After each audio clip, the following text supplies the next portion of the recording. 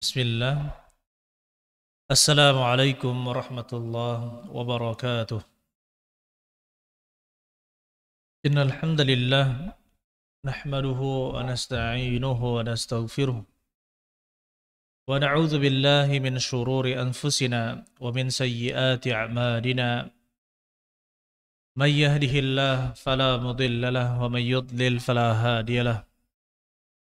Asyhadu an la ilaha illallah wa asyhadu anna Muhammadan abduhu wa rasuluh. Allahumma salli ala nabiyyina Muhammad wa ala ali Muhammad kama sallaita ala Ibrahim wa ala ali Ibrahim innaka Hamidum Majid. Ya ayyuhalladzina amanu taqullaha haqqa tuqatih wa la tamutunna illa wa antum muslimun. Ya ayyuhalladzina amanu taqullaha wa qulu qawlan sadida yuslih lakum a'malakum wa yaghfir lakum dhunubakum wa man yuti'illaha wa rasulahu faqad faza fawzan 'azima wa ba'd. Ayyuhal ikhwan rahimani wa rahimakumullah, saudara-saudari sekalian, Bapak Ibu sekalian yang mudah-mudahan kita semua dirahmati oleh Allah Subhanahu wa taala.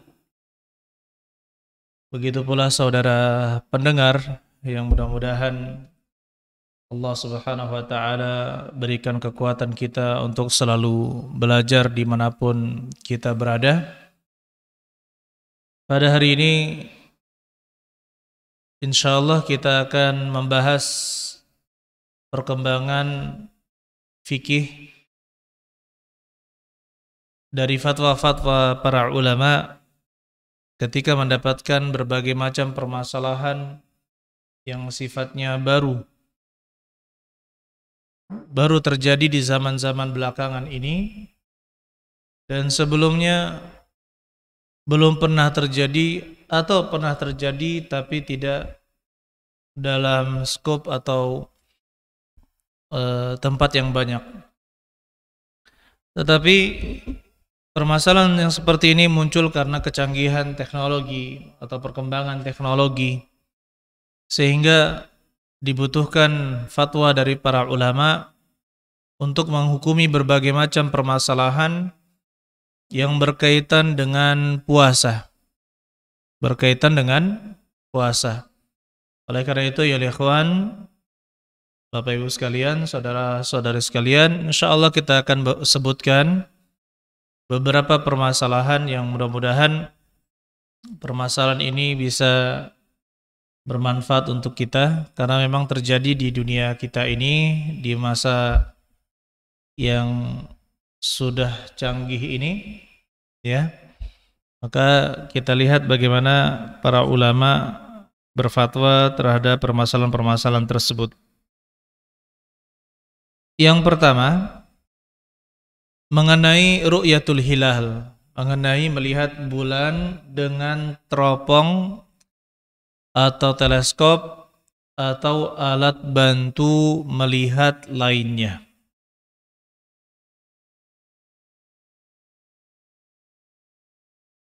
Sebagaimana kita ketahui bahwasanya melihat bulan itulah yang dilakukan di zaman Nabi Shallallahu Alaihi Wasallam, kemudian ulama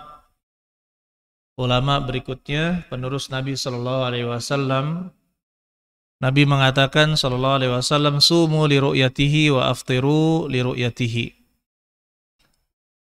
Puasalah kalian karena melihatnya dan berbukalah kalian karena melihatnya, yaitu hilal, hilal.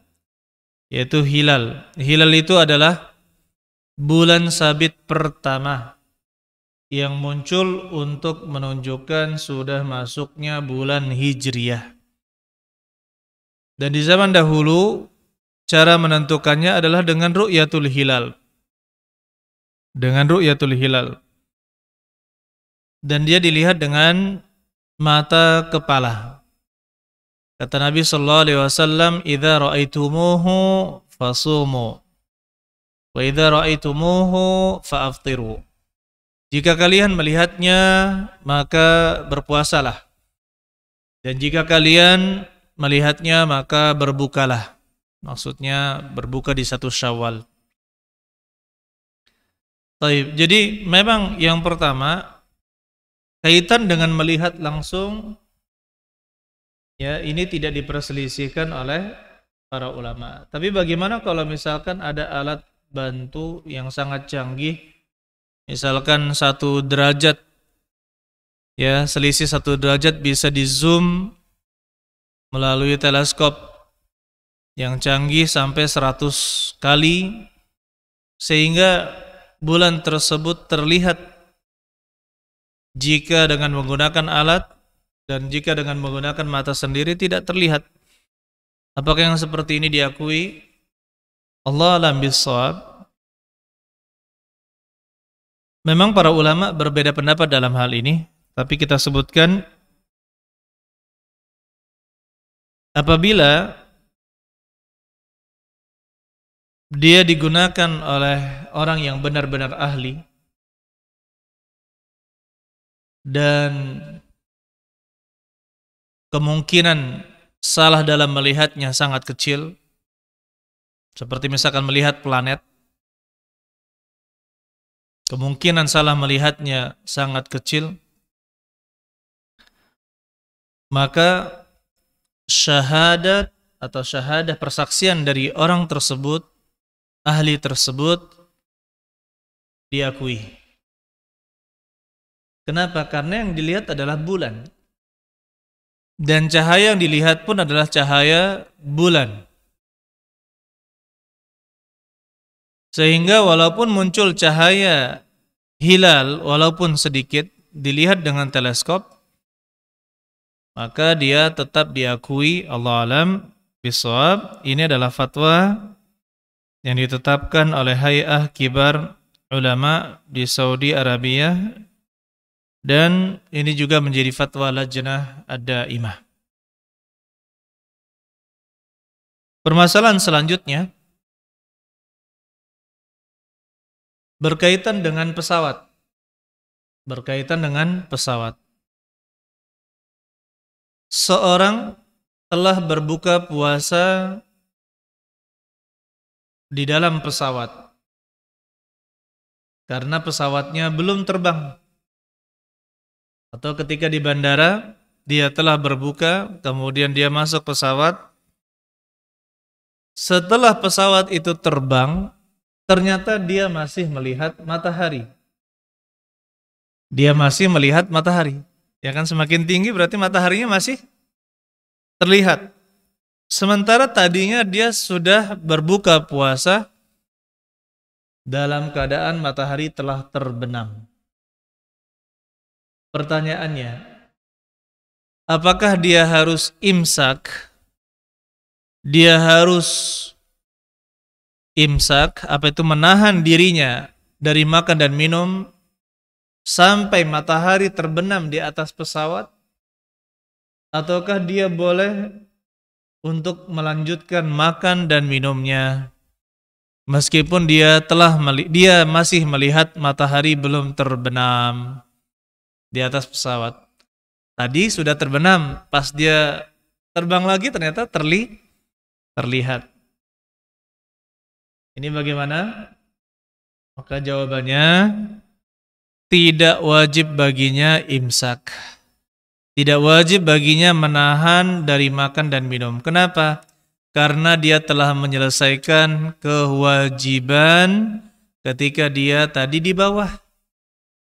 Ketika tadi dia di bandara atau di dalam pesawat yang belum terbang. Pesawat yang belum terbang. Jadi dia telah mendapatkan terbenam matahari, maka dengan demikian kewajiban berpuasa pada hari tersebut telah gugur. Ya, kewajiban berpuasa pada hari tersebut telah gugur. Adapun ketika pesawat itu terbang dan meninggi, mendapatkan apa? Mendapatkan matahari belum terbenam, ya, maka tidak menjadi masalah. Tidak menjadi masalah.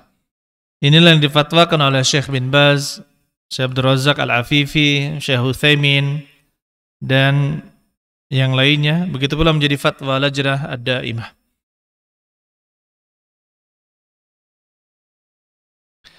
Taib. Nah sekarang, kalau kita sedang naik pesawat, di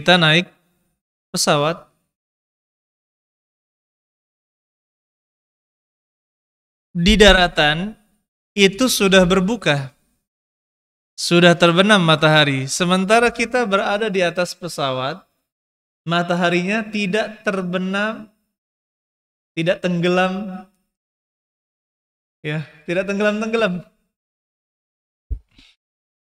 Ya, contohnya terbang ke Saudi ya dari Singapura misalkan, atau dari biasanya Singapura atau Palembang, terbang langsung ke Saudi di sore hari, misalkan dari sore hari.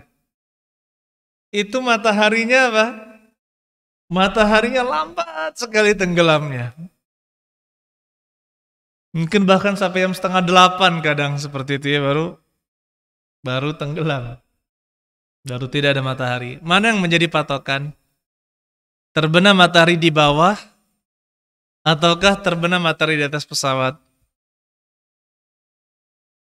Terbenam matahari di bawah atau di atas pesawat? Maka jawabannya yang menjadi patokan adalah yang di atas pesawat. Yang menjadi patokan adalah terbenam matahari di atas pesawat. Kenapa? Karena dia telah berada di atas pesawat dalam keadaan masih melihat matahari. Belum berbuka dia, memang belum berbuka. Jadi dia sabar menunggu sampai apa? Sampai matahari benar-benar tenggelam. Kalau tidak tahan ya berbuka saja. Kenapa? Sedang safar. Nanti diganti pada hari yang lain. Tapi terkadang sayang. Tapi jam 7 dilihat, loh kok masih ada mataharinya gitu ya. Jam 7 masih ada mataharinya. Dilihat lagi, masih ada lagi mataharinya. Sabar, kalau mau berpuasa, menyempurnakan puasa, berarti apa? Tunggu sampai benar-benar tenggelam. Tunggu sampai benar-benar tenggelam. Jadi bukan patokannya yang di bawah. Oleh karena itu, ayolah ikhwan, gedung yang tinggi, gedung pencakar langit, maka waktu berbukanya satu gedung itu bisa saja berbeda-beda. Ada yang selisih 1 menit, ada yang selisih setengah menit, ada yang selisih 2 menit mungkin.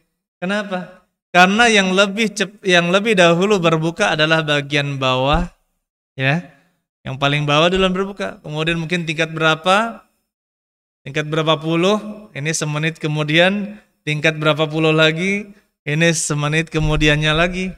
Jadi yang paling terakhir adalah tingkatan paling atas. Kenapa? Masih melihat matahari. Karena apa? Karena yang menjadi patokan adalah terbenamnya matahari. Oleh karena itu kata Nabi SAW, "Idza aqbalal lailu min hahuna wa adbaran nahar min hahuna wa gharabatis syams faqad aftara shaim." Apabila malam muncul dari arah ini, siang pergi dari arah ini, dan matahari terbenam, maka telah datang waktu berbuka. Faqad aftara shaim, dan orang berpuasa itu telah berbuka. Jadi di sini patokannya adalah terbenamnya matahari. Terbenamnya matahari. Baik. Kemudian selanjutnya ya ikhwan,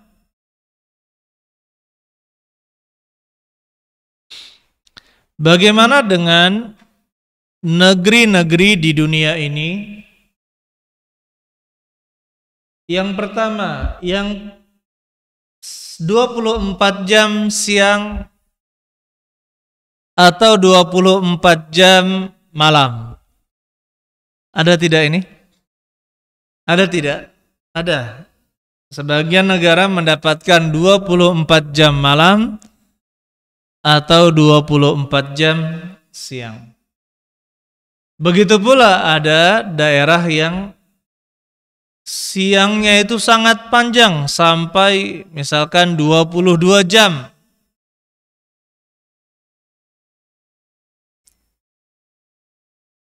Begitu pula ada yang malamnya sangat panjang, siangnya sangat singkat. Hanya berapa jam. Dulu pernah saya baca ada yang malam siangnya itu 22 jam ya, ada itu Masya Allah. Gimana itu puasanya? Masya Allah. Begitu pula yang siangnya paling cuma 3 jam. Masya Allah, baru sahur langsung berbuka. Baru sahur langsung sholat zuhur, nunggu sebentar baca Quran, sholat asar, nunggu sebentar baca Quran, berbuka. Beratnya begitu. Ya kan? Bagaimana nih? Untuk yang pertama, negeri yang 24 jam siang atau 24 jam malam tapi mendapatkan bulan Ramadan. Para ulama yang belakangan berbeda pendapat menjadi 3 pendapat. Secara umum 3 pendapat. Yang pertama, ada yang mengatakan ini yang 24 jam ya, siang atau 24 jam malam, mereka tetap wajib berpuasa. Ini sepakat para ulama itu bahwa mereka semuanya tetap wajib berpuasa di bulan Ramadan. Nah, yang pendapat yang pertama, mereka yang menjadi patokan adalah Al-Haram Al-Makki, yaitu Mekah. Yang menjadi patokannya adalah azannya Mekah, waktu Mekah di sana. Pendapat yang kedua, dibagi menjadi 12 jam siang dan 12 jam malam. 12 jam siang dan 12 jam malam. Ini pendapat yang kedua. Jadi dengan seperti itu berarti sangat stabil ya. Membaginya dengan sangat stabil, yaitu 12 matahari terbit dengan matahari terbenam. Ini 12 jam, 12 jam. Jadi penyesuaian waktu subuh juga sama seperti itu. Kemudian yang ketiga, pendapat yang ketiga, mereka menakar dengan negara terdekat. Mereka menakar dengan negara terdekat yang ada siang dan malamnya. Mereka menakar dengan negara yang ada siang dan ada malamnya. Baik. Pendapat yang ketiga ini ayolah ikhwan, dipilih oleh Majma' Al-Fiqhi Al-Islami yang mengikuti Ar-Rabitah Al-Alam Al-Islami, begitu pula menjadi fatwa Hay'ah Kibar Ulama. Nah, ini menjadi fatwa Hay'ah Kibar Ulama, kumpulan ulama kibar, ulama besar di Saudi Arabia. Ya, jadi yang menjadi acuan adalah daerah terdekat yang memiliki siang dan malam dengan negara tersebut. Kalau misalkan yang terdekat misalkan siangnya 20 jam, berarti dia mengikuti siangnya 20 jam. Kalau yang terdekat malamnya 20 jam, maka mereka mengikuti waktu tersebut.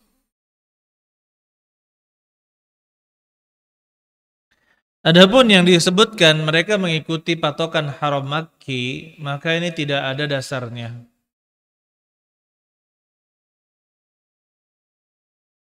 Adapun yang membagi menjadi 12 jam juga, maka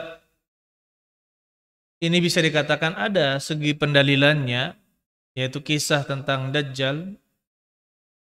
Ya. Jika satu hari kasana, satu hari seperti 1 tahun, satu hari seperti 1 bulan, ini bagaimana menakarnya? Di surah Nabi SAW menakar. Tetapi perlu diingat, menakarnya di sini ketika Dajjal turun, itu di daerah tinggal mereka sendiri. Seperti apa biasanya mereka di tahun atau di tanggal tersebut, seperti apa biasanya mereka. Ya, bukan dipukul rata menjadi 12 jam. Jadi pendapat yang kuat Allah alam bisawab, menakarnya dengan daerah terdekat yang memiliki siang dan malam. Bagaimana jika siangnya hanya 3 jam, malamnya 21 jam? Ini biasanya nggak usah ditanya. Iya kan? Tidak perlu ditanya nih. Tetapi yang kenapa? Karena ringan sekali. 3 jam aja siangnya. Nah, yang menjadi pertanyaan, saya pernah dapat soal dari Jerman. Ada teman di sana nanya. Mereka itu hanya mendapatkan malam dari maghrib sampai subuh itu hanya sekitar 3 jam atau 2 jam lebih. Anggapnya 3 jam. Dia siangnya itu 21 jam. Jadi mereka buka puasa, tidak lama kemudian buka puasa, sholat maghrib, tidak lama kemudian mereka sholat isya, kemudian langsung sholat taraweh, kemudian istirahat sebentar, sholat subuh, sahur, kemudian mereka sholat subuh. Jadi tidak tidur. Kalau kapan tidur pada malam tersebut sudah pasti bablas. Cuma 2,5 jam atau 3 jam. Jadi semuanya digabung. Buka puasa, maghrib, isya, taraweh, menunggu sebentar ya, baca Quran mungkin ya. Kemudian sahur, kemudian sholat subuh. Masya Allah. Nah ini bagaimana puasanya? Iya, tetap yang seperti itu, tetap waktu imsaknya yaitu menahan diri dari berpuasanya adalah waktu subuh. Kemudian mereka berbukanya adalah waktu maghrib di sana. Bagaimana kalau tidak sanggup? Masalah tidak sanggup ini masalah lain. Masalah orang yang mendapatkan masyaqqah atau mendapatkan kesulitan dalam berpuasa. Tapi secara umum dia tetap menahan.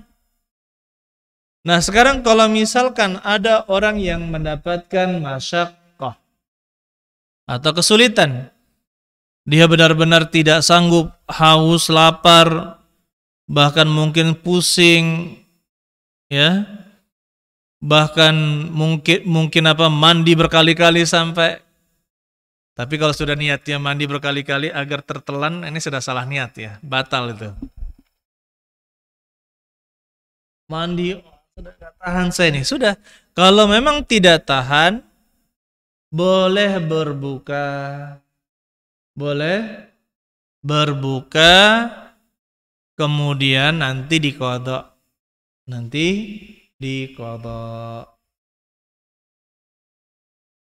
Apalagi orang-orang yang berpuasa hanya kalau kita berapa jam?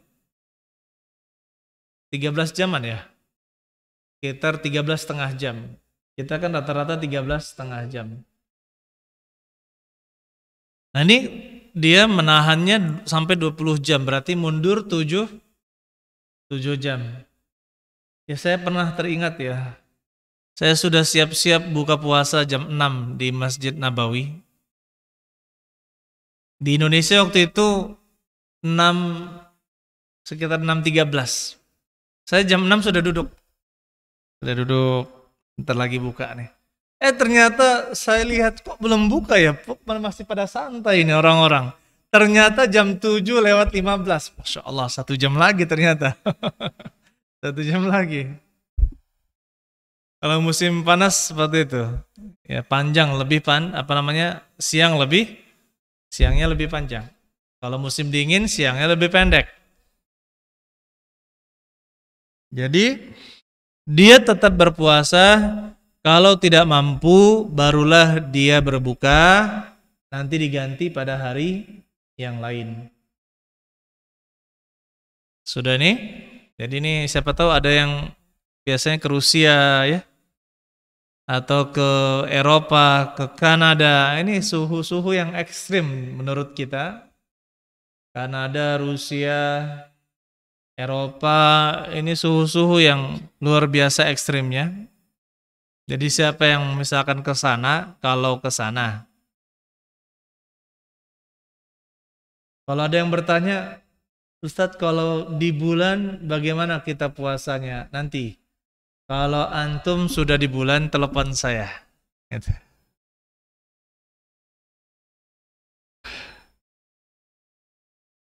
Ya, kalau sudah di bulan, telepon saya.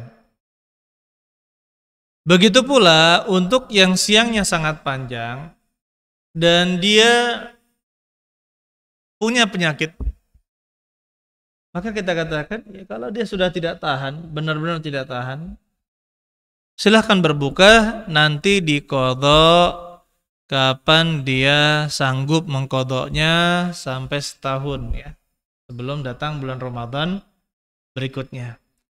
Boleh Ustadz, saya mengqadhanya nanti pas musim dingin. Siang cuma 3 jam. Ya nggak apa-apa. Tidak menjadi masalah. Lanjut ya. Bagaimana hukum menggunakan inhaler? Inhaler ya apa? Ini yang alat sedot orang-orang yang kena asma, sesak nafas. Itu kan menggunakan alat hisap ya. Gitu ya, dipencet itu keluar udara, oksigen dan bahan obat. Ya biasanya pentolin dan yang lainnya bahannya itu obat, jelas itu obat. Dan dia seperti udara yang dihisap kemudian masuk ke dalam paru-paru. Nah, ini bagaimana masalah penggunaan inhaler untuk orang-orang yang sedang berpuasa? Kalau kita lihat, memang di sini wajar jika terjadi perselisihan di antara ulama. Kenapa? Karena di sana ada memasukkan zat dan melalui kerongkongan. Tetapi kalau kita perhatikan ayyuhal ikhwan, udara yang masuk dan zat yang masuk dihirup melalui mulut tersebut itu sangat sedikit sekali. Sangat sedikit sekali, seperti udara biasa. Ya, seperti udara biasa. Maka dia tidak dianggap. Seperti tidak dianggap. Kemudian bagaimana dengan yang sisa di mulut? Bahan-bahannya itu kan ada zat-zat yang dia itu terbang bersama udara, ini hinggap di mulut. Maka kita katakan Allah alam bisawab, ya, tidak menjadi masalah juga karena jumlahnya sangat sedikit, dan jika ragu maka berkumur-kumur. Jika ragu setelah memakainya maka berkumur-kumur. Mengapa para ulama membolehkan ayyuhal ikhwan? Karena orang yang sesak nafas, ya, yang sesak nafas itu sebenarnya kasusnya hanya pada paru-parunya. Kalau paru-parunya tidak sesak, maka dia sangat mudah berpuasa. Ya kan? Orang yang sesak nafas itu masalahnya hanya pada paru-parunya. Dan jika dibiarkan tidak boleh memakai inhaler, maka dia tidak akan bisa berpuasa. Padahal masalahnya hanya pada paru-paru. Yang kedua, itu tidak dinamakan makan dan minum. tidak dinamakan makan dan minum.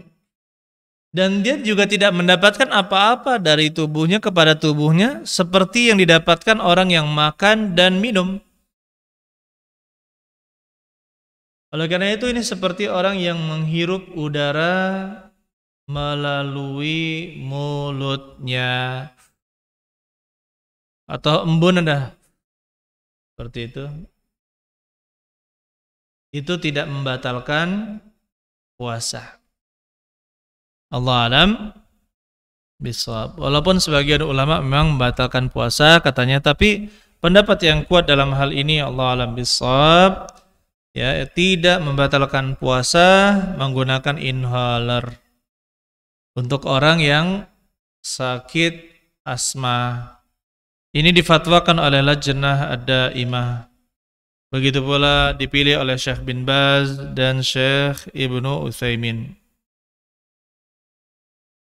Dan kalau yang tahu ya, beban dari orang yang punya asma itu macam-macam orang kena asma.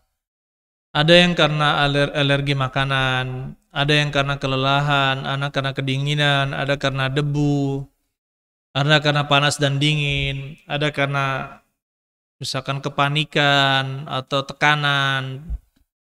Macam-macam orang bisa kena asma. Pencetusnya pun setiap orang itu bisa jadi berbeda-beda.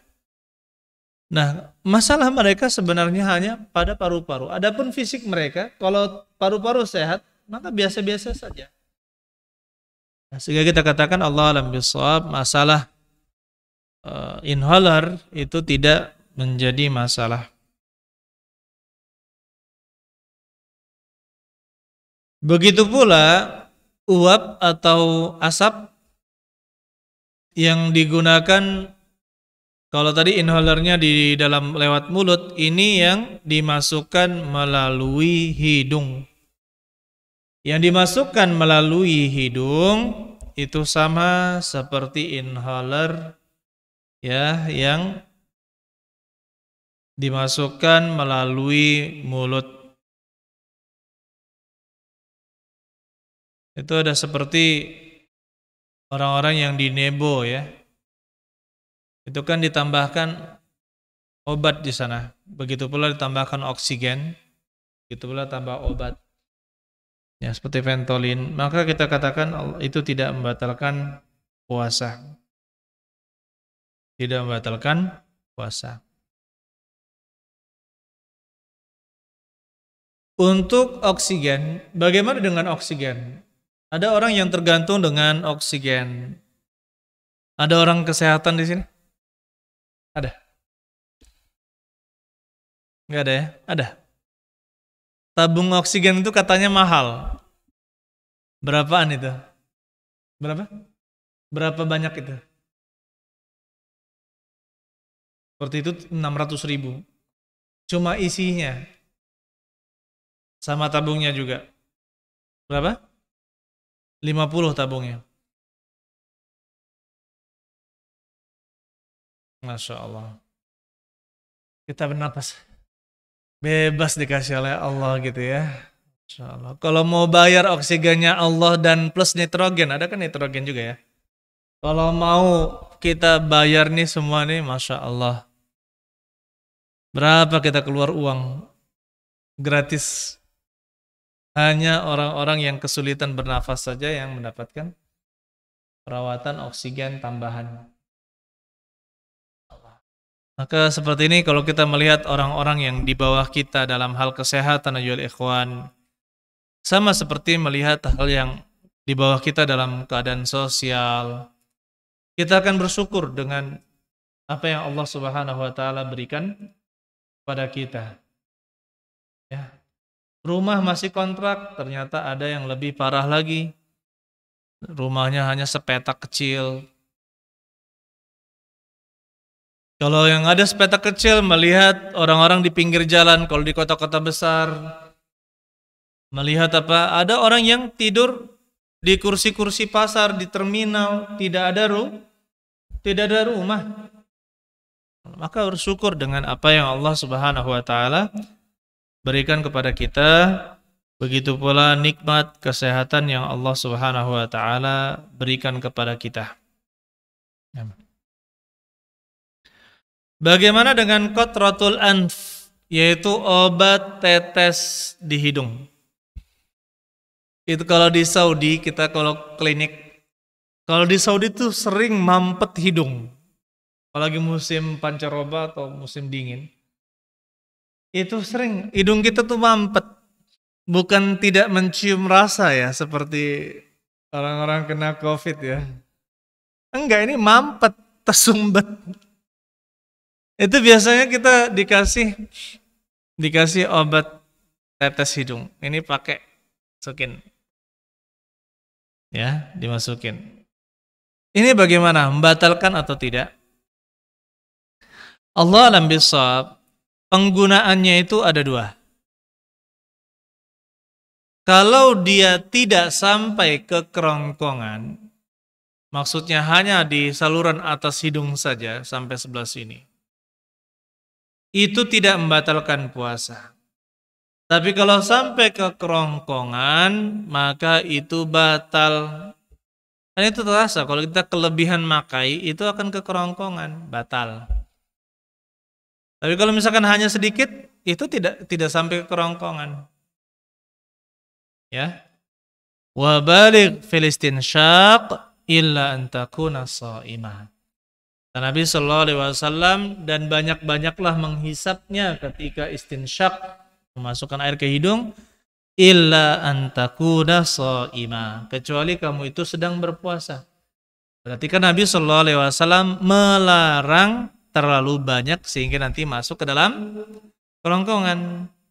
Kalau terlampau banyak sampai ke kerongkongan berarti batal.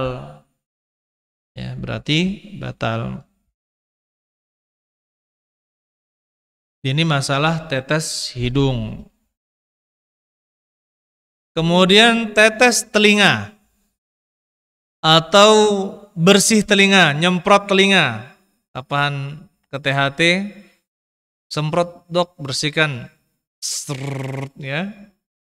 Bersihkan telinganya, ditembak, atau pakai tetes telinga.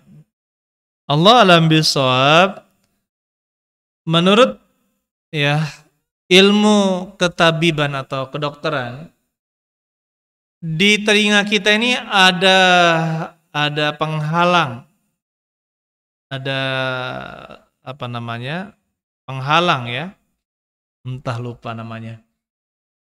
Ya, itu air tidak akan masuk ke situ, dihalangi oleh dia di antara telinga luar dengan telinga bagian tengah. Itu tidak masuk dan tidak terhubung ke kerongkongan. Maka kita katakan secara hukum asalnya mencuci telinga, lubang telinga, begitu pula memasukkan obat tetes di telinga itu tidak membatalkan puasa. Tidak membatalkan puasa. Dan ini yang dipilih oleh Majma' Al-Fiqhi. Baik. Kemudian ya begitu pula mencuci telinga ya sudah. Kemudian tetes mata. Menurut jumhur ulama, kalau secara madhab, ini sudah dibahas dari dulu ya. Kalau masalah mana obat tetes mata, kalau dalam madhab Syafi'i atau kita katakan madhab jumhur, itu tidak membatalkan puasa. Sebagaimana seorang berwudu masuk air ke dalam matanya, maka tidak membatalkan puasa. Adapun di dalam mazhab Imam Ahmad itu membatalkan puasa kalau menggunakan tetes mata. Kenapa? Karena ada hubungan antara mata dengan apa namanya kerongkongan, dan memang ada hubungan. Kita katakan memang ada hubungan antara obat air yang masuk ke mata ke kerongkongan. Tapi kita katakan itu tidak dinamakan makan dan minum, tidak dinamakan makan dan minum. Sehingga pendapat yang kuat dalam hal ini, obat tetes mata itu tidak membatalkan puasa. Obat tetes mata itu tidak membatalkan puasa.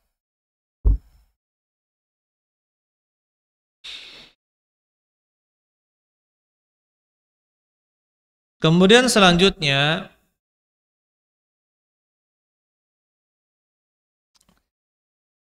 ada jenis obat yang diletakkan di bawah lidah. Bentuknya seperti pil. Dan dia tidak hancur, tetapi bisa diserap dengan baik.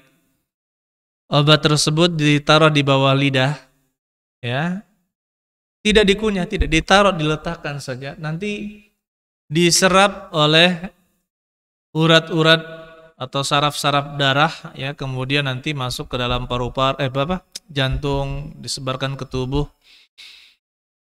Nah, ini tidak terasa apa-apa. Maka penggunaan obat yang seperti ini itu sama seperti orang yang memasukkan karet atau uang logam ke mulutnya tapi tidak ditelan.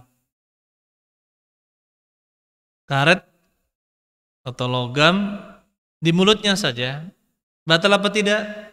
Jawabannya tidak. Kenapa? Karena obat yang jenis ini hanya diletakkan di bawah lidah dan dia tidak hancur, tapi bisa diserap dengan baik oleh bawah lidah.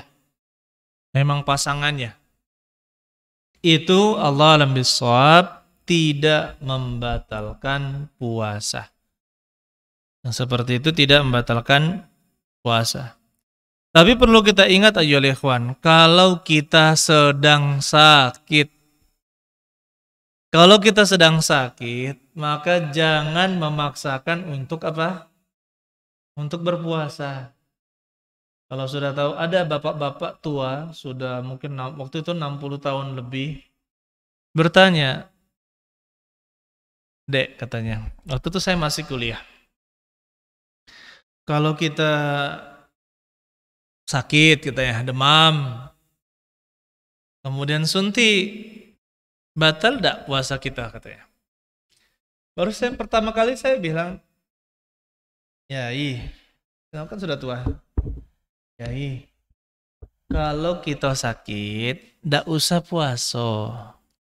Kalau kita sakit, tidak usah dipaksa puasa, apalagi sampai demam.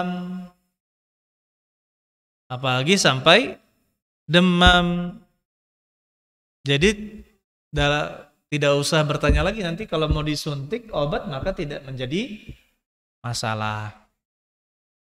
Jadi kalau sakit, berbuka saja." Ada seorang pada puasa tahun lalu, "Ustadz, saya kemarin puasa demam sampai muntah-muntah tapi tetap puasa." "Loh, kenapa antum paksakan?" "Iya Ustadz, ini saya ingin menjadikan Ramadan ini Ramadan terindah saya." "Kenapa?" "Saya belum pernah sempurna sebulan full puasa." Preman kan, mantan preman dia. Masya Allah, satu sisi saya terharu karena dia baru berhijrah, tidak pernah berpuasa sebulan full. Dia ketika sudah niat puasa sebulan full, sakit sampai muntah-muntah. Sebenarnya nggak harus ya, artinya antum, saya bilang kalau sakit tetap berbuka saja. Nah, dan sakit di sini ya ikhwan harus kita jelaskan, sakit bukan setiap sakit. Sakit yang menghalangi untuk apa? Untuk berpuasa. Kalau sakitnya tidak menghalangi, seperti ditusuk duri, kena pisau sedikit, pilek-pilek sedikit, kita ditanya, "Loh, kenapa nggak puasa?" "Sakit saya." "Sakit apa?" "Ini luka tangan saya. Kena iris bawang." Ini cuma luka sedikit, bukan alasan untuk meninggalkan apa? puasa. Tapi kalau sakitnya sakit yang dipahami memang itu sebaiknya jangan berpuasa karena akan bisa menambah sakit, ya maka tidak perlu berpuasa. Kemudian masalah suntik. Suntik itu ada dua jenis. Suntik ada dua jenis. Suntik yang pertama, suntik yang hanya memasukkan obat. Suntik yang hanya memasukkan obat itu tidak membatalkan puasa. Adapun suntik untuk menambahkan gizi atau makanan seperti infus, kemudian memasukkan vitamin penyegar, ya kan ada tuh jenis-jenis cairan obat ya sebenarnya bukan untuk pengobatan tapi untuk menyegarkan. Tambahan vitamin B misalkan, tambahan vitamin ini. Maka yang seperti itu sama seperti makanan. Jadi infus dan sejenisnya yang tujuannya adalah bisa menggantikan makanan, maka dihukumi membatalkan puasa. Adapun suntikan obat, seperti obat-obat ya, masukan antibiotik, baik di saluran darah atau di kulit, atau misalkan vaksin. Nah ini vaksin. Vaksin di bulan Ramadan bagi orang yang berpuasa tidak membatalkan puasa. Kenapa? Karena dia tidak dihukumi makan dan minum. Adapun infus itu seperti orang yang makan dan minum.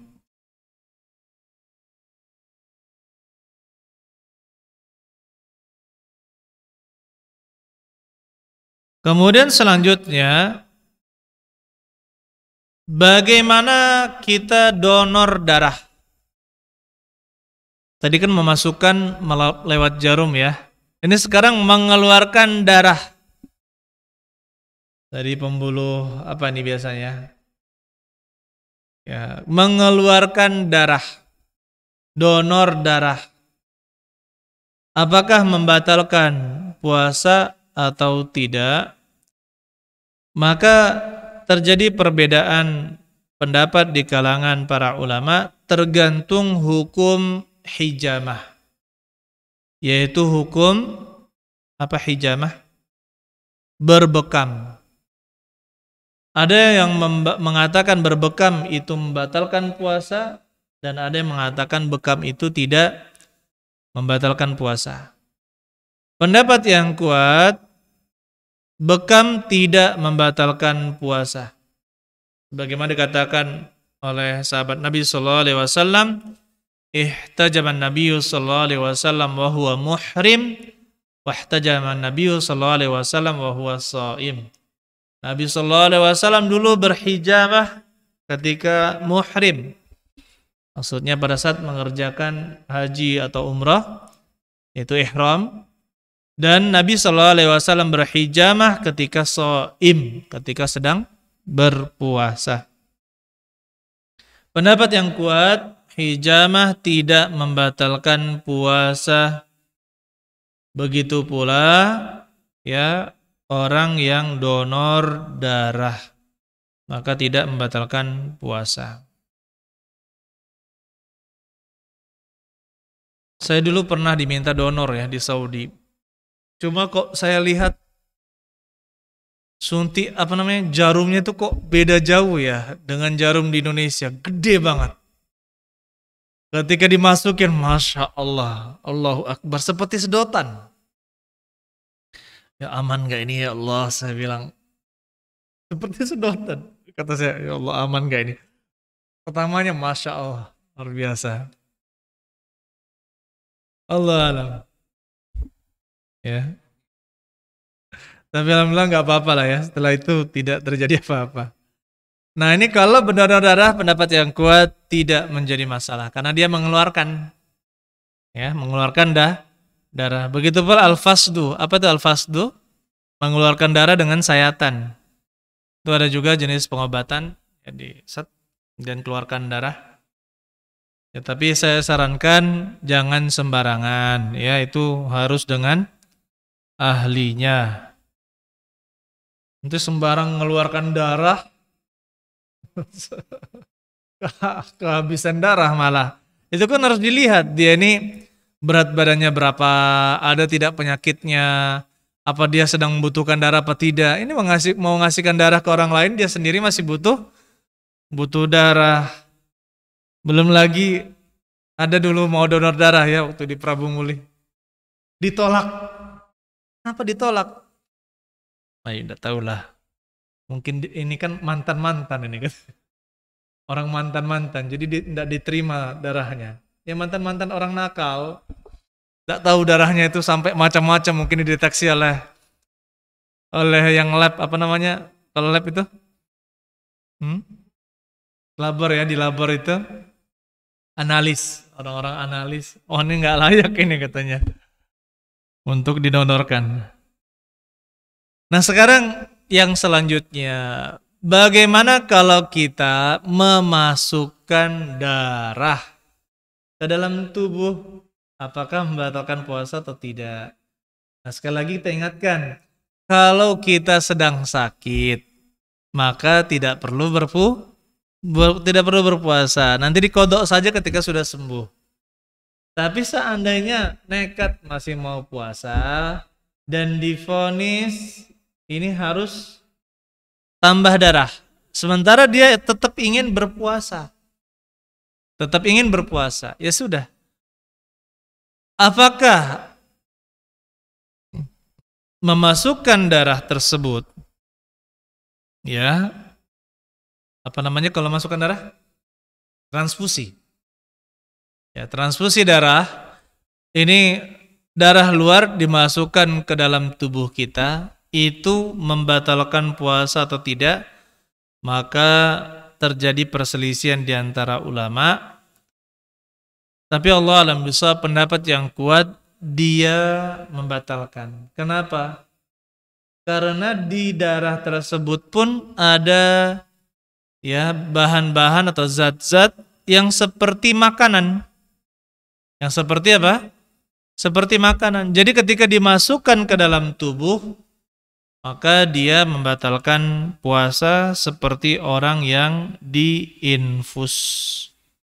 Seperti orang yang diinfus. Taib.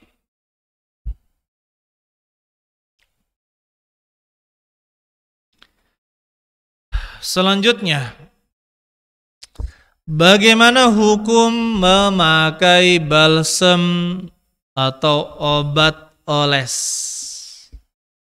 Memakai balsem atau obat oles. Karena ada obat-obat yang dia itu ada zat aktifnya bisa diserap oleh kulit. Kan ada. Atau diserap oleh kulit atau sejenis kalau misalkan apa? Toyo ya apa itu. Itu kan nyerap juga. Atau obat-obat lain dan itu diserap oleh kulit. Maka kita katakan itu tidak dinamakan makan dan minum, hukumnya diperbolehkan. Tidak membatalkan puasa orang yang pakai balsem atau obat yang ditaruh di atas kulit. Begitu pula seperti betadin atau obat-obat yang lain.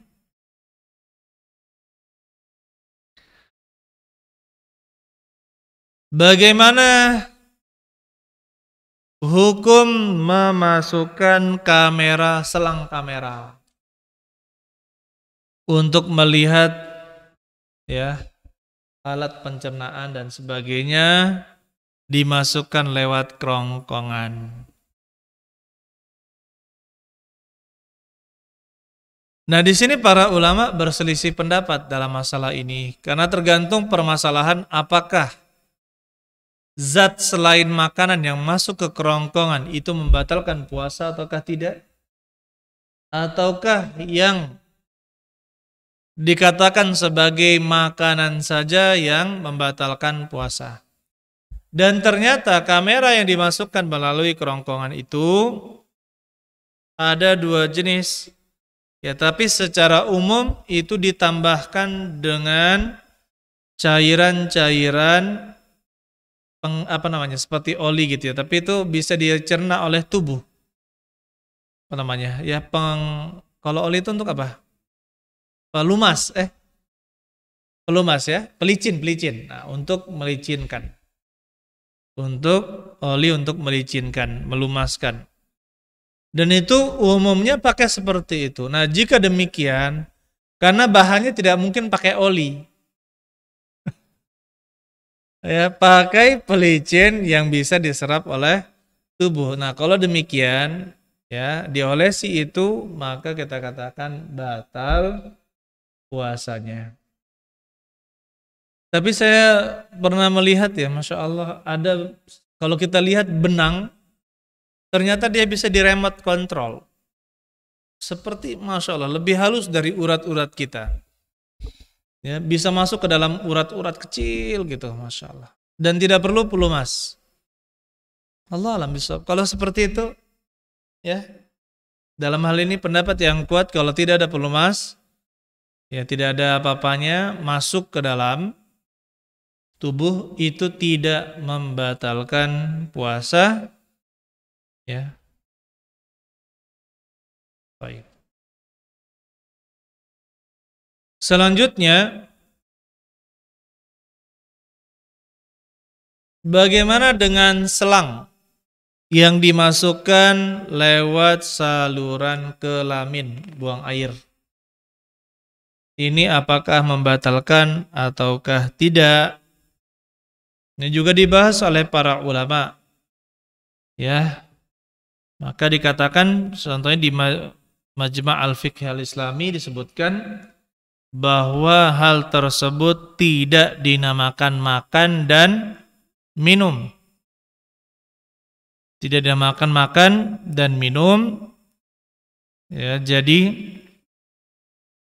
dia tidak membatalkan puasa. Dia tidak membatalkan puasa.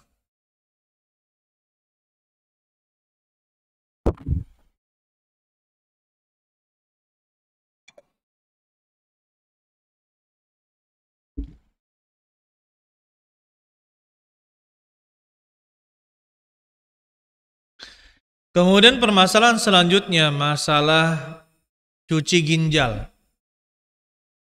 cuci darah. Karena kalau bukan cuci ginjal ya, cuci darah. Fungsi dari ginjal itu untuk memfilter darah yang kotor. Dan jika dia baik, Masya Allah filternya itu baik, sehingga kotoran-kotoran dibuang lewat saluran pembuangan. Nah, di sini ada orang-orang yang ginjalnya rusak. Ginjalnya rusak. Ini bagaimana orang yang seperti itu dia cuci darah? Orang yang cuci darah apakah batal puasanya atau tidak? Nah, secara umum praktek di lapangan kalau orang cuci darah itu ditambahkan dengan obat, kemudian ditambahkan dengan zat-zat ya. Baik. Oleh karena itu sebagian atau banyak ulama dalam hal ini kalau cuci darah maka dihukumi sebagai hal yang membatalkan puasa. Allah alam bisawab. Dan perlu kita ingatkan ya ikhwan, seorang yang sakit itu ada yang diistilahkan dengan az-zamin. Zamin. yaitu orang yang sakit alladzi la yurja bur'uhu, yang tidak diharapkan lagi kesembuhannya. Orang yang sakit dan tidak diharapkan lagi kesembuhannya. Sudah divonis oleh dokter, ini kemungkinan kecil sembuh ini sangat kecil sekali. Ada satu kemungkinan katanya keajaiban.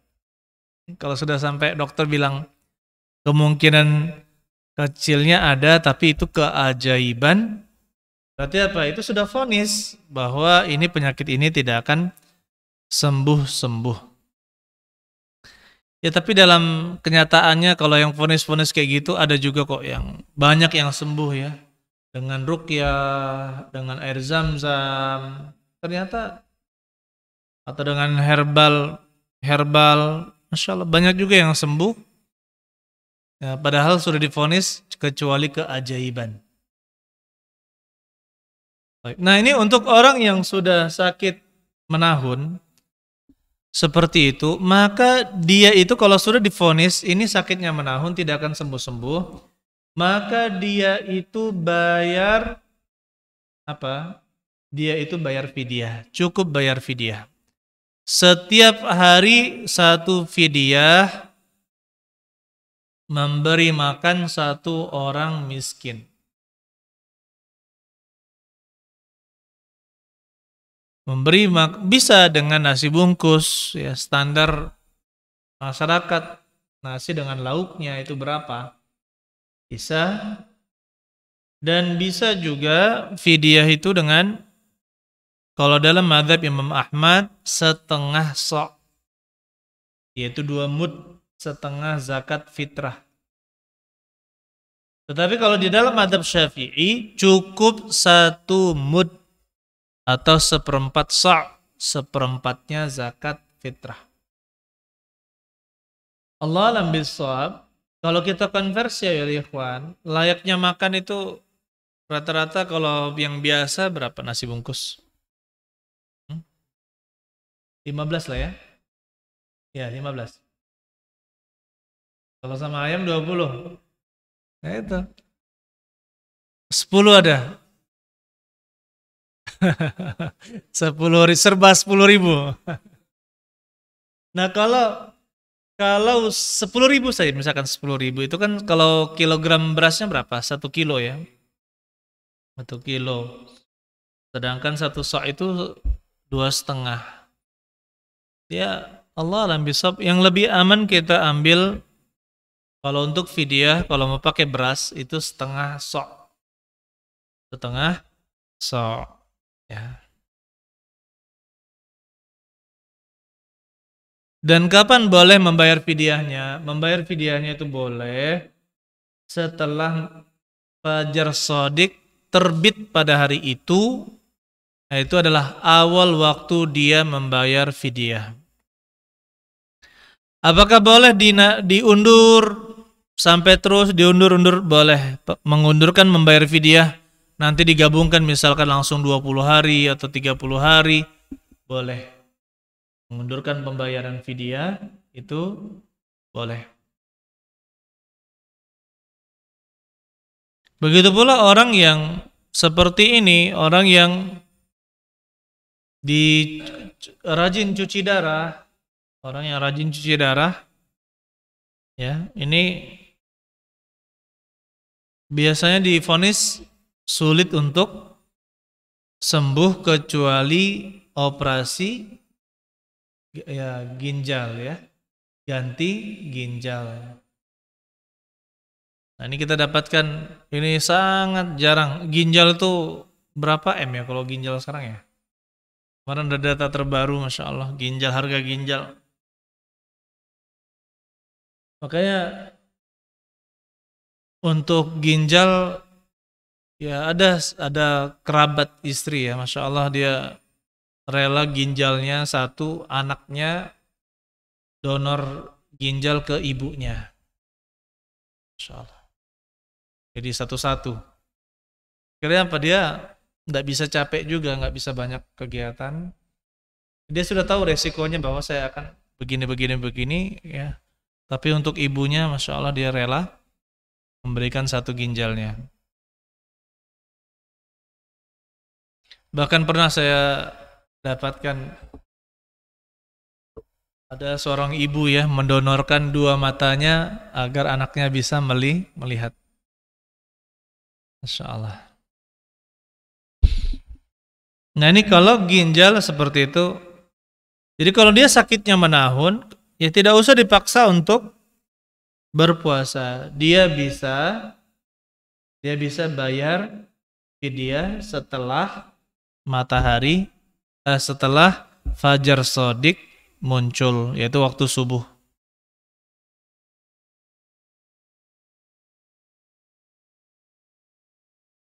Kemudian bagaimana hukum memasukkan obat dari jalan belakang? Kan ada obat-obat yang masuk peluru ya. Masukkan obat-obat yang seperti peluru itu, nah ini batal atau tidak? Allah alam bisawab. Ya ikhwan, di sini memang terjadi perbedaan pendapat dalam hal seperti ini karena ada kaedah seperti dalam mazhab Syafi'i, semua yang masuk ke dalam al-jauf yaitu rongga tubuh itu membatalkan puasa dari jalur manapun. Nah ini begitu pula dalam mazhab Imam Ahmad. Tetapi kita katakan kalau dia seperti obat, fungsinya seperti obat, biasanya kan paracetamol atau yang lainnya ya, itu kan diserap juga oleh usus, kemudian usus ke darah. Nah itu penyerapannya itu sangat cepat agar bisa mudah biasanya yang paling sering adalah untuk menurunkan panas pada bayi. Maka kita katakan, ayyuhal ikhwan rahimani wa rahimakumullah, ya, yang seperti itu tidak membatalkan puasa. Tidak membatalkan puasa.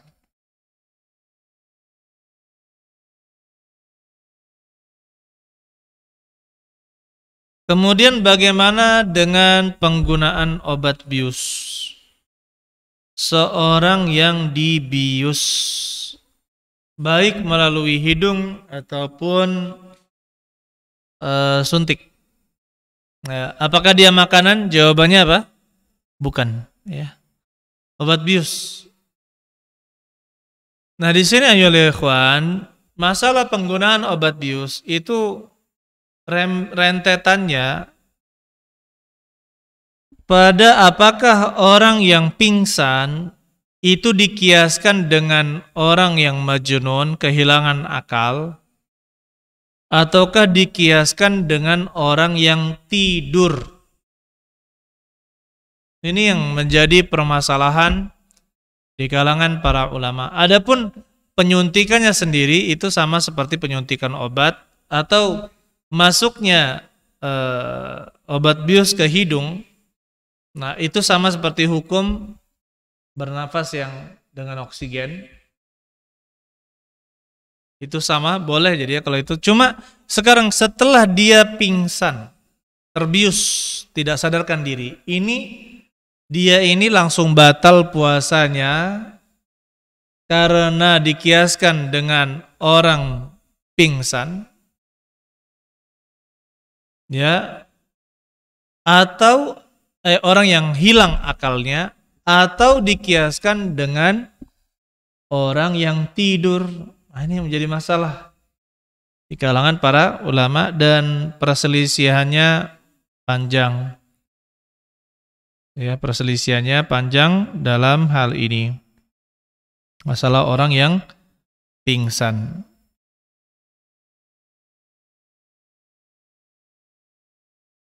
Allah alam bisawab. Kemudian permasalahan selanjutnya yaitu penggunaan obat kumur-kumur. Obat yang digunakan untuk kumur-kumur atau membersihkan mulut. Ini bagaimana kalau misalkan ada orang kumur-kumur ya, membersihkan mulutnya. Allah alam bisawab. Yang pertama, tindakan seperti ini sebaiknya apa? Dihindari. Yang kedua, jika memang harus berobat seperti itu, seperti dia punya sariawan dan sebagainya, atau luka di mulut dan dia harus menggunakan obat, maka tidak mengapa dia kumur-kumur. Nanti setelah itu dia apa? Dia kumur-kumur dengan air. Sehingga tidak ada zat yang masuk ke dalam tubuhnya. Tidak ada obat tersebut yang masuk ke dalam ya kerongkongannya.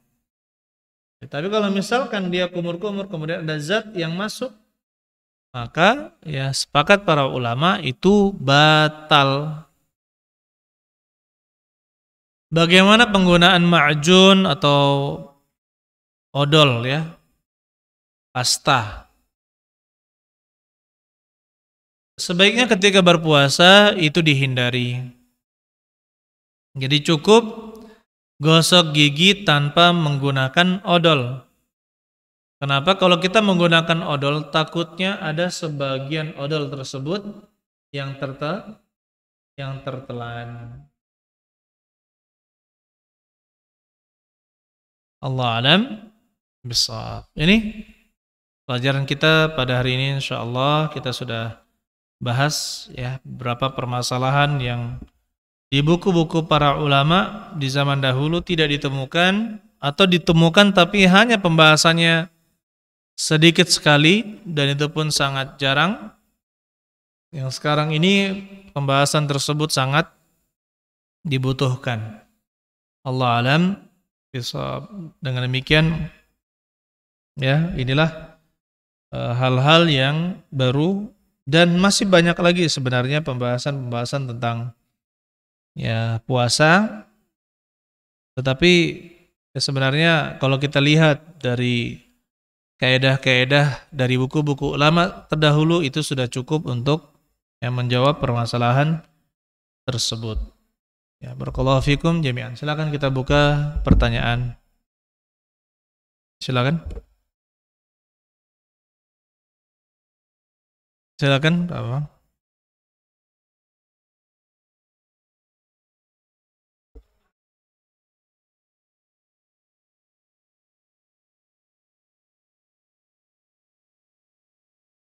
Jahit. Pembayaran fidyah itu untuk makan 1 kali atau makan 3 kali? Jawabannya untuk sekali makan. Ya, untuk sekali makan. Jadi dia sehari ya kalau kita katakan tadi setengah sa', yaitu setengah zakat fitrah, atau bisa dengan nasi bungkus yang mengenyangkan. Nanti bayar fidyah pakai nasi kucing pula. Nasi kucing apa nasi kucing? Nasi cumut, nggak bisa. 4 baru bisa kenyang gitu kan, atau 5. Ada yang mengenyangkan ya, nasi bungkus yang mengenyangkan. Baik. Ada lagi silakan. Jadi bisa digabungkan ya, bisa digabungkan. Nah, cuma pembayaran fidyah itu tidak boleh dibayarkan misalkan 30 hari ke 1 orang miskin dalam 1 hari, tidak boleh. Jadi yang boleh itu 1 fidyah untuk 1 orang miskin 1 hari. Misalkan ada 3 orang miskin, berarti dalam 1 hari kita bisa bayar 3 fidyah. Kalau ada 20 orang miskin, berarti 20 fidyah bisa kita bayarkan. Paham ya? Tapi kalau misalkan langsung 1 orang miskin digabungkan, dibayar langsung misalkan 30 fidyah kepada 1 orang miskin 1 hari, maka itu tidak sah ya, tidak sah.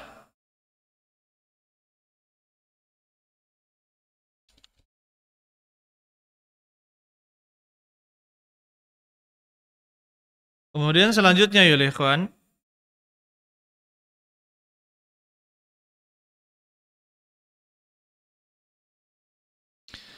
bagaimana jika dahulu saat belum belajar agama, belum melakukan qada puasa Ramadan hingga bertahun-tahun berikutnya hingga ia berhijrah dan ingin membayar qadanya di waktu lalu.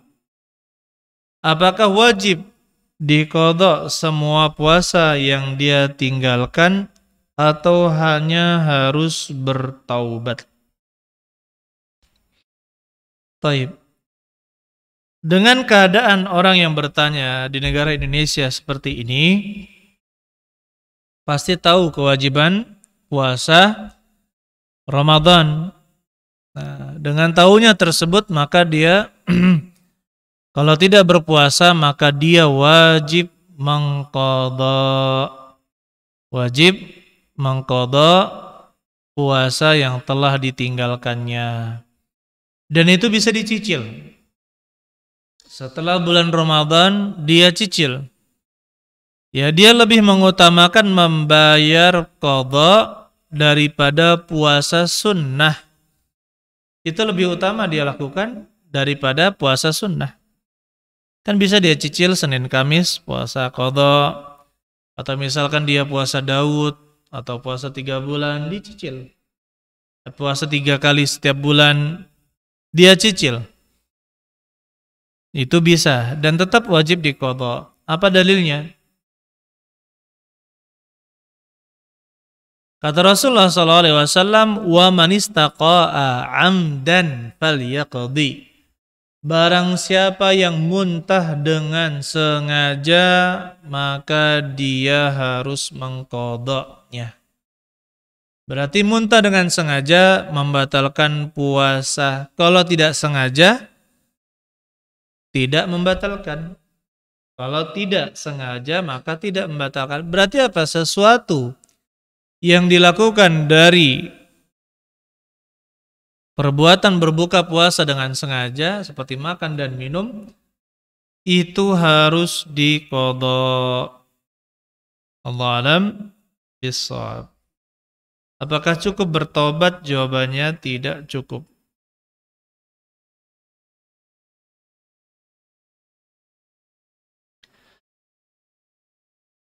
Gimana hukumnya USG, mohon maaf, transvaginal saat puasa? Allah alam bissawab.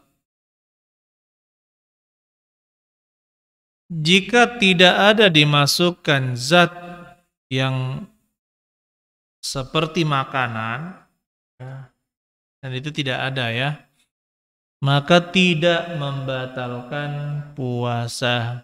Tidak membatalkan puasa. Baik. Ada lagi silakan. Ya silakan. Assalamualaikum warahmatullahi wabarakatuh.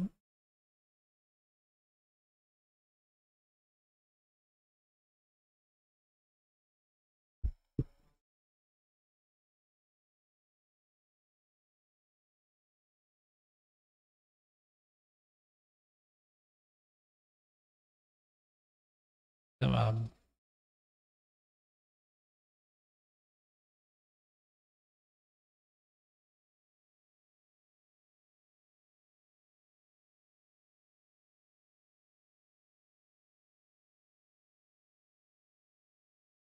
Ya.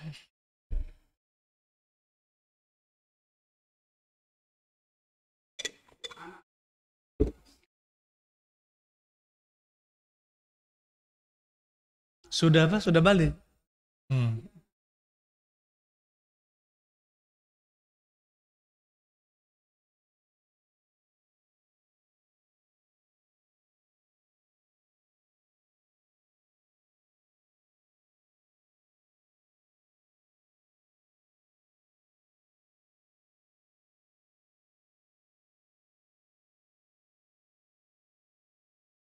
Masya Allah. Ya. Untuk yang pertama masalah niat puasa, Allah alam bisawab, kata Rasulullah SAW, man lam yubayyit asyam minal laili fala siyama lahu. Atau man lam yubayyit asyam qabla al-fajri fala siyama lahu. Barang siapa yang tidak membermalamkan niat ya, sebelum fajar atau di waktu malam, fala siyama lahu, maka tidak ada puasa baginya. Tapi ini menjadi dalil untuk puasa fardu harus dipasang niat pada malam hari. Ya, harus dipasang niat pada malam hari. Malam hari ini maksudnya kapan? Dari setelah masuknya waktu maghrib sampai sebelum masuknya waktu subuh. Dari setelah maghrib sampai sebelum waktu subuh, inilah yang namanya malam. Ini yang dinamakan dengan malam. Jadi kapan kita misalkan buka puasa, kita sudah niat besok mau puasa lagi, itu sudah dicatat sebagai niat untuk besok hari. Dan tidak perlu seperti yang dilakukan oleh sebagian orang, membaca nawaitu shauma ghadin an ada'i fardhi syahri ramadhan hadhihi sanati lillahi ta'ala. Ya, maka yang seperti ini, niat seperti ini, maka kita katakan tidak perlu, ya, tidak perlu. Cukup ketika dia sudah meniatkan di dalam hatinya besok mau berpuasa, walaupun dia hanya dapatkan satu waktu yang sangat sebentar dari waktu malam, itu sudah dikatakan berniat untuk berpuasa besok hari. Seperti dia buka puasa, oh besok saya puasa lagi. Itu sudah dianggap niat. Adapun puasa sunnah, maka selama dia belum melakukan hal yang membatalkan puasa, seperti makan, minum, berhubungan, maka dia boleh berniat di pagi hari tersebut. Misalkan jam 9, ya. Kalau puasa sunnah, kalau puasa fardu tidak boleh. Puasa fardu harus pasang niat di malam hari. Resikonya apa? Resikonya kalau misalkan dia tidur jam 5 sore, kemudian dia baru bangun jam 5 subuh, ya, maka puasanya tidak sah. Yang hari berikutnya itu tidak sah. Apakah mungkin? Mungkin saja. Nah, bagaimana dengan niat? Bagaimana dengan niat orang memasangnya di awal? Memasangnya, ya, saya niat puasa 1 bulan full. Maka kita katakan itu sangat umum. Dalil innamal a'malu binniyat itu sangat umum. Sedangkan hadis Nabi SAW itu khusus. Yaitu apa? Barang siapa yang tidak membermalamkan niat. Dan itu pun kita katakan untuk puasa fardu. Jadi kekhususan itu adalah keluar dari keumuman. Jadi mengkhususkan suatu yang umum.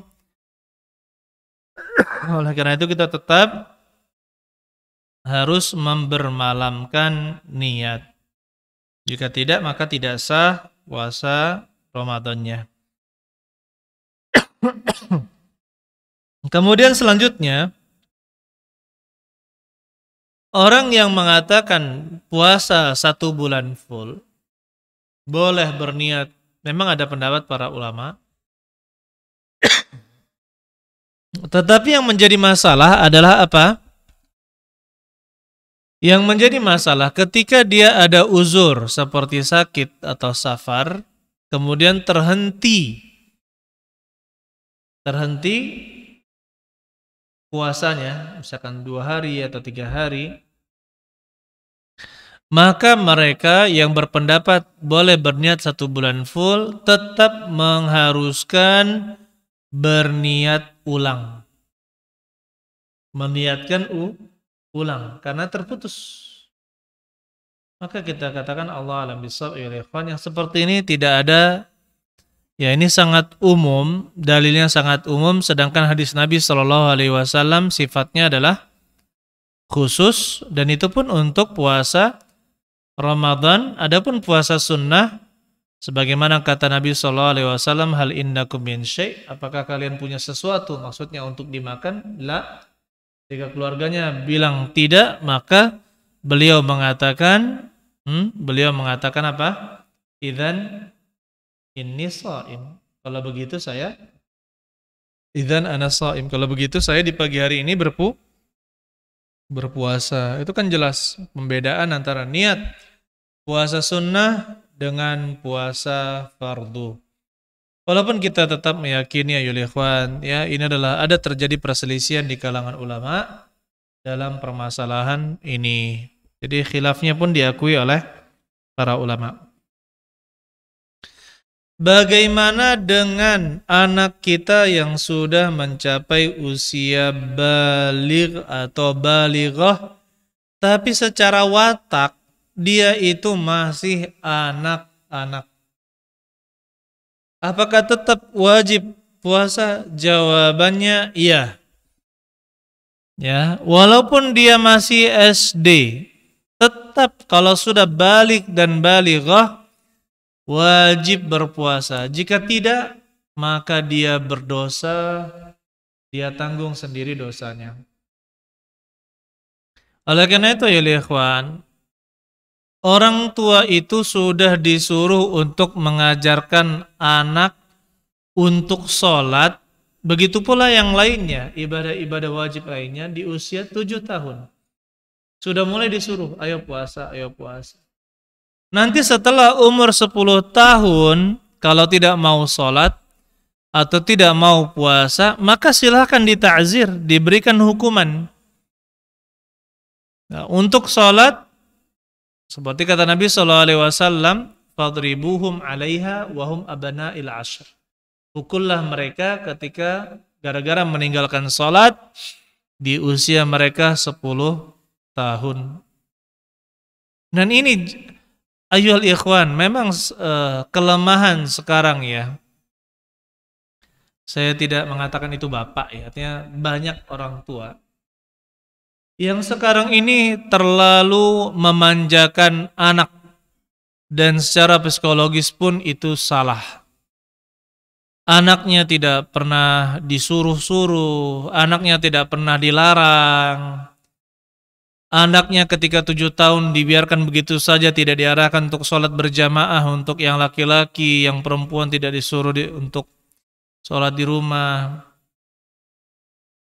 Nah, ketika 10 tahun begitu pula anaknya belum bisa sholat, didiamkan. Tidak. Anak usia 10 tahun itu sudah bisa menilai. Jadi dia itu anak kecil yang sudah menuju balik. Sudah paham merasakan hukuman. Ketika dia sudah melanggar aturan, seperti misalkan anak kecil ketika usia 10 tahun dia keluar tidak pakai jilbab, ini harus sudah 10 tahun tidak pakai jilbab. Nah, dia berikan peringatan. Ya, begitu pula misalkan dia tidak sholat, tidak mengapa dipukul dengan pukulan yang tidak membekas, tidak melukai.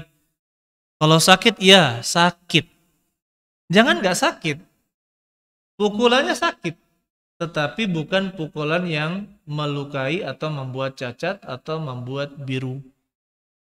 Nanti pukul anak 10 tahun, nggak terasa. Itu anak kelas TK, ini gini mukulnya. Nah, untuk hindari muka ya. Idza qataltum fajtanibul wajah, jika kalian membunuh atau menyakiti jauhi wajah, tetap ke telinga jangan. Cuma tetap maka para salaf di zaman dahulu ada yang menggantung cambuk ya, bukan untuk dipakai, untuk menakut-nakuti anaknya. Karena di dalam syariat kita ini ada larangan, ada perintah. Ada larangan dan ada perintah. Akhirnya apa? Anak usia balik nanti banyak yang masih meninggalkan apa? Meninggalkan sholat, tidak puasa. Ini kenapa? Karena kelalaian orang tuanya ya dalam mendidiknya. Dan kita katakan ayol ikhwan, anak usia balik dan balighah itu kalau di dalam syariat kita itu sudah bisa menikah, ya kan? Sudah bisa dinikahkan kalau dia wanita. Walaupun kalau sekarang, waduh, bisa apa anak 14 tahun kalau laki-laki ya? Kalau dulu zaman dahulu anak 14 tahun itu sudah bisa bebas bekerja, mencari nafkah sendiri. Makanya dalam buku-buku fikih dikatakan tidak wajib menafkahi anak setelah dia balik. Baik yang laki-laki maupun perempuan. Ini mazhab Imam Syafi'i. Kalau mazhabnya Imam Abu Hanifah kecuali wanita sampai dia dinikahkan. Sampai kalau wanita itu sampai dia dinikahkan karena perwalian masih kepada bapaknya. Oh, ini pendapat yang kuat. Kalau wanita ya tetap wajib dinafkahi sampai dia lepas perwaliannya. Sampai dia lepas perwaliannya. Tapi kalau ya laki-laki balik itu kalau misalnya kita masih nafkahi itu sedekah. Itu namanya sedekah. Allah alam. Jadi ini penting, jangan sampai rasa terlalu sayang kita justru itu bukan rasa kasih sayang yang baik. Kasih sayang yang baik itu adalah apa? Kasih sayang yang dibimbing oleh syariat. Allah alam bisawab. Oleh karena itu dalam jilbab, di dalam mazhab Abu Hanifah pun disebutkan masalah jilbab. Mereka 10 tahun itu harus sudah diajarkan dan tidak boleh sembarangan menampakkan aurat. Ya, 7 tahun pengajaran, 10 tahun itu sudah ya bukan lagi advice, bukan lagi saran, tapi sudah keharusan sehingga ketika dia balik dia sudah terbiasa untuk berjilbab. Memang kita katakan wanita lebih cepat baliknya, rata-rata usia 12 tahun itu sudah mendapatkan haid, apalagi di zaman sekarang ini banyak sekali makanan pakai aditif ya, zat tambahan yang kita tidak terasa. Ayam aja sudah di 34 hari panen gitu kan. Iya, ini biasanya 3 bulan baru dimakan, ini cat disuntik 34 hari panen. Ikan juga gitu, pakai makanan-makanan yang ngembang, nanti apa? Berpengaruh pada perkembangan anak-anak zaman sekarang. Akhirnya banyak yang cepat haidnya, tapi otaknya apa? Otaknya lebih lambat. Ini masalah juga. Allah alam bisawab. Silakan kalau ada lagi. Silakan.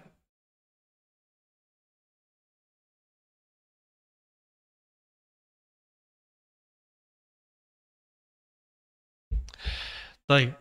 Kemudian ya ikhwan, berbicara tentang bulan Ramadan, maka perlu kita ingatkan kembali ya keutamaan bulan Ramadan, bulan yang penuh dengan keberkahan ini dengan beberapa dalil yang kita sebutkan insyaallah. Yang pertama ya ikhwan,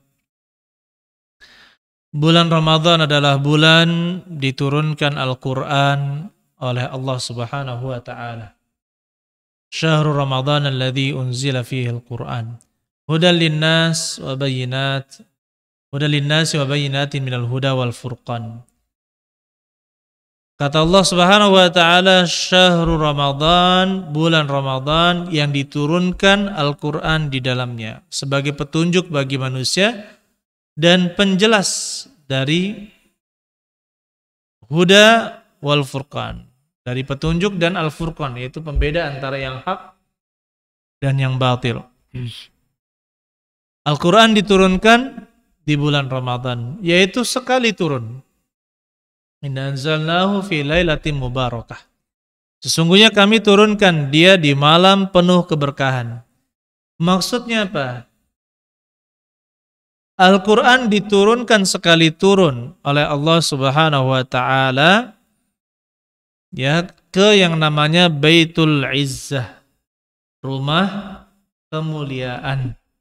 Kemudian diturunkan oleh malaikat Jibril, ya, sesuai perintah Allah Subhanahu wa Ta'ala, sesuai waktu-waktunya, sesuai kebutuhan. Kemudian bulan Ramadan ayyuhal ikhwan disambut oleh Nabi sallallahu alaihi wasallam. Qad ja'akum syahrul Ramadan. Telah datang kepada kalian bulan Ramadan. Atakum syahrul Ramadan, ya. Ini menunjukkan seruan dari Nabi sallallahu alaihi wasallam ketika datangnya bulan Ramadan, mengingatkan para umat untuk mengingat keutamaan bulan ini. Beliau mengatakan, "Idza kana awwalu yaumin aw awwalu lailatin min Ramadan," jika malam pertama di bulan Ramadan, "suffiratis syaitan wa maradatul jin," maka dibelenggulah, dirantailah syaitan dan para pembesar jin. Wa tuftahu abwabul jannah wa lam yughlaq minha bab, dibukakan seluruh pintu-pintu surga dan tidak ditutup satu pun. Wa tughlaqu abwabun nar wa lam yuftah minha bab, dan ditutup pintu-pintu neraka dan tidak dibuka satu pun dari pintu neraka. Ya, di sini kita merasakan ayyuhal ikhwan bagaimana setan dibelenggu, pintu-pintu kebaikan dibukakan oleh Allah Subhanahu wa Ta'ala. Kemudian pintu neraka ditutup oleh Allah Subhanahu wa Ta'ala. Ini untuk kita gemar beramal saleh, memperbanyak amalan-amalan saleh. Kemudian wa yunadil munadi, berkatalah munadi, yaitu malaikat yang menyeru. Munadi di sini orang yang menyeru, ya, disebutkan dalam riwayat lain dia adalah malakun, seorang malaikat yang menyeru. Ya baghiyal khairi aqbil, wahai orang yang menginginkan kebaikan, aqbil, bersegeralah menujunya. Wa ya baghiyasy syarr aqsir, wahai orang yang menginginkan keburukan, aqsir, berhentilah. Walillahi utaqa minan nar wa dzalika fi kulli lailah. Dan Allah Subhanahu wa Ta'ala memiliki hamba-hamba yang dimerdekakan dari neraka, dan itu setiap malam. Berarti benar-benar bahwa setiap hari ini penuh dengan pengampunan selama di bulan Ramadan. Oleh karena itu, di dalam 3 hadisnya Nabi sallallahu alaihi wasallam katakan, "Man shama Ramadhana imanan wa ihtisaban ghufira lahu ma taqaddama min dzambihi." Barang siapa berpuasa di bulan Ramadan karena iman dan mengharapkan ganjarannya, maka akan diampuni dosanya yang telah lalu. Man qama Ramadhana imanan wa ihtisaban ghufira lahu ma taqaddama min dzambihi. Barang siapa yang mendirikan salat malam di bulan Ramadan, maka diampuni dosanya yang telah lalu. Man qama lailatal qadri imanan wa ihtisaban ghufira lahu ma taqaddama min dzambihi. Barang siapa yang beribadah di malam Lailatul Qadar karena keimanan dan mengharapkan ganjarannya, maka akan diampuni dosanya yang telah lalu. Pengampunan dosa. Karena Nabi Shallallahu Alaihi Wasallam naik ke atas mimbar, mengatakan amin, naik lagi amin, naik lagi amin. Maka terheran-heranlah para sahabat tentang kelakuan atau perbuatan Nabi Shallallahu Alaihi Wasallam mengatakan amin. Ternyata Jibril alaihi salam mengatakan, "Arghamallahu anfa 'abdin aw ba'uda. Adraka abawaihi indahul kibar aw kilahuma aw ihdahuma. Abawai aw ahadahuma indahul kibar falam yadkhulul jannah." Jibril berdoa, mudah-mudahan Allah menjauhkan orang yang mendapatkan kedua orang tuanya atau salah satunya di sisinya dalam keadaan tua dan tidak masuk ke dalam surga. Faqultu amin. Saya pun mengatakan amin. Jibril berdoa seperti itu, saya pun mengaminkan. Wa arghamallahu anfa 'abdin dakhala Ramadan falam yughfar lahu. Mudah-mudahan Allah menjauhkan seseorang yang apabila dia masuk ke dalam bulan Ramadan tetapi tidak diampuni. Faqultu amin. Saya pun mengatakan amin. Wa arghamallahu anfa 'abdin, mudah-mudahan Allah merugikan atau menjauhkan seseorang yang dzukirtu indahu falam yusalli alayya. Ya, namaku disebut di sisinya dan dia tidak berselawat kepadaku.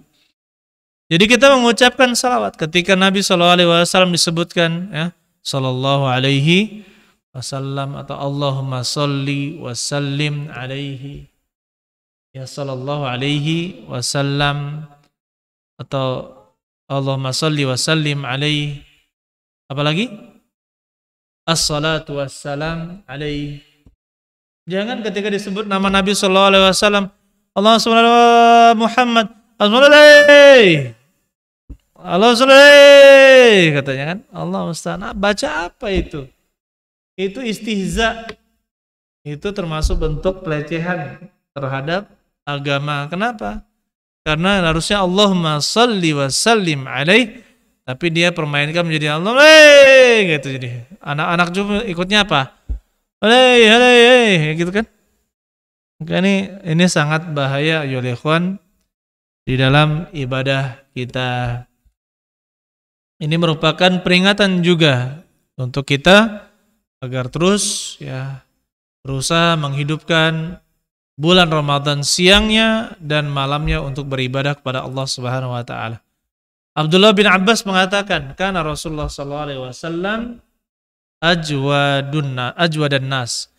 Nabi sallallahu alaihi wasallam adalah orang yang paling baik, yang paling dermawan.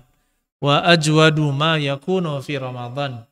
Dan beliau paling dermawannya ketika di bulan Ramadan.